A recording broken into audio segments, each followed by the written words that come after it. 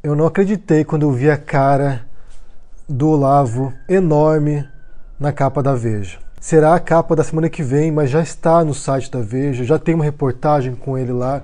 Inclusive uma reportagem muito boa. Eu vou deixar o link para vocês lerem aqui embaixo, porque é uma reportagem muito boa, que como sempre, as reportagens quando abordam o Olavo, né, a figura do Olavo, sempre apresentam essa figura contraditória, controversa e complicada que ele é. As frases absurdas que ele diz, a maneira como ele se comporta, essas tremendas contradições que existem entre o discurso dele e a vida real dele. Então eu recomendo que vocês leiam essa reportagem. Ele já saiu numa reportagem, numa entrevista com a Folha essa semana, então agora ele está em visibilidade. E embora isso seja assustador, porque você está vendo essa sandice agora se tornando normal, né?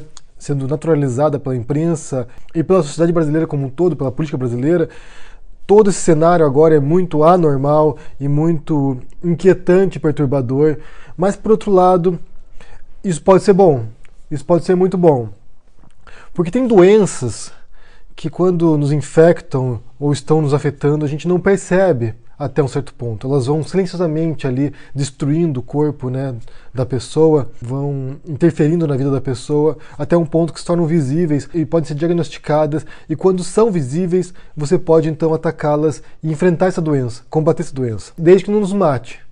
E eu acho que o Olavo de Carvalho e a turma dele é esse tipo de doença. Eles ficaram invisíveis durante muito tempo, ocultos, agindo nas sombras, e agora estão visíveis. Então quando a gente vê agora esse problema, essa doença se manifestando aí publicamente, sob os holofotes, então a gente pode agora, coletivamente, agir para poder combater essa doença. Só quando ela está visível, já destruindo a sociedade, que a gente pode atuar em conjunto e tentar combater isso. Embora muitas pessoas já estejam há muito tempo falando sobre o Olavo, falando sobre o grupo do Olavo, sobre o Bolsonaro, parece que só agora caiu de fato a ficha para as pessoas do poder que ele obteve ao longo desses anos e da influência que ele tem nesse governo do Bolsonaro.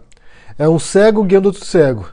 Então você tem duas pessoas ali que realmente não têm nenhum preparo e vivem no mundo de conspirações, de teorias conspiratórias, de ameaça comunista, que não tem nenhum respaldo na sociedade, não tem nenhum tipo de contato com a realidade. De certo modo, o Olavo de Carvalho ele é o nosso Bannon brasileiro, né? Em parte Bannon, em parte Dennis Prager também, que é outro teórico da conspiração conservador norte-americano. E você une essas duas pessoas na figura do Olavo de Carvalho e você tem essa personalidade totalmente maníaca. Que ele esteja visível agora é muito bom, porque como a gente já falou anteriormente aqui em outros vídeos, agora eles são as vidraças. E eles vão levar muita pedra, porque eles falam muita besteira, muitos absurdos. Não tem um único vídeo, não tem uma única frase que o Olavo não fale, que não surja alguma coisa, que não tenha nenhum contato com a realidade, ou que não tenha pé nem cabeça, ou que não tenha nenhum tipo de coerência. Então agora, eles estando em evidência, torna muito mais fácil essa luta contra eles. É claro que nesse período aí, enquanto a gente desmonta essas falácias deles, essas mentiras deles, esses delírios deles, o estrago vai ocorrendo, né? E vai ocorrer muito estrago ainda em termos sociais no Brasil, em termos políticos. Torçamos para que sejam apenas 4 anos de Bolsonaro, porque nesse meio tempo aí as coisas vão se desmantelando e a gente pode organizar uma frente para tentar um pouco minimizar o estrago, minimizar o dano. Inclusive até ontem estava rolando um papo aí, o filho do Bolsonaro, né, o Flávio Bolsonaro, colocou ali, não sei se foi no Instagram, onde foi, que ele falou que o pai dele corre em perigo de morte porque pessoas próximas do Bolsonaro querem vê-lo morto também. Embora isso não tenha nada a ver com o Olavo de Carvalho, eu acho que essas teorias conspiratórias acabam inflamando a população, né? Acabam criando uma histeria coletiva nas pessoas. As pessoas gostam dessa teoria conspiratória, gostam desse clima de histeria, dessa paranoia,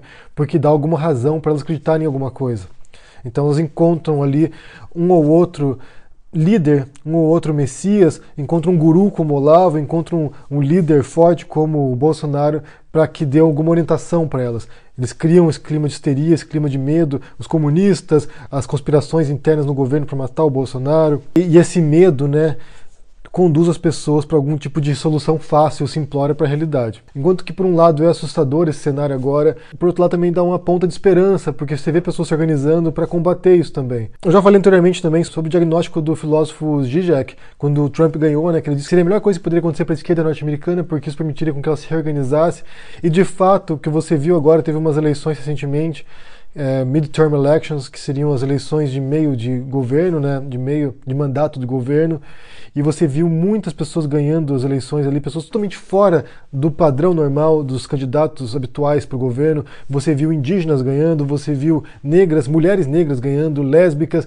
você viu gays, você viu latino-americanas, jovens como Alexandria Ocasio-Cortez, que ganhou enfrentando um democrata que estava lá no 10º mandato dele. Ela foi lá, enfrentou esse democrata que era do mesmo partido que ela e ganhou. Você viu uma grande renovação na política norte-americana por causa disso, como reação ao Trump, como reação a essa ascensão da extrema-direita no mundo.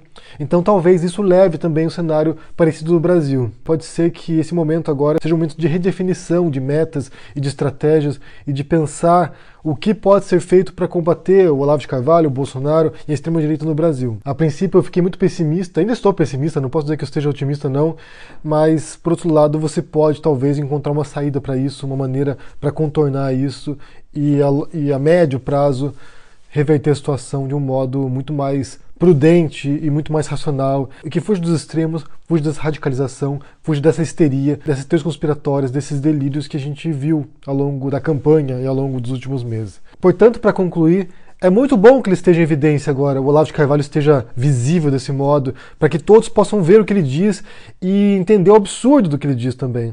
Porque quando você analisa as frases, e eu vou voltar ainda, talvez hoje ou amanhã, com as pérolas do Olavo de Carvalho, então vocês vão ver que espécie de guru que agora está orientando o governo brasileiro, orientando boa parte da extrema-direita brasileira e boa parte dos direitistas em geral, né, dos conservadores brasileiros. São frases boas, são frases boas. Então é isso.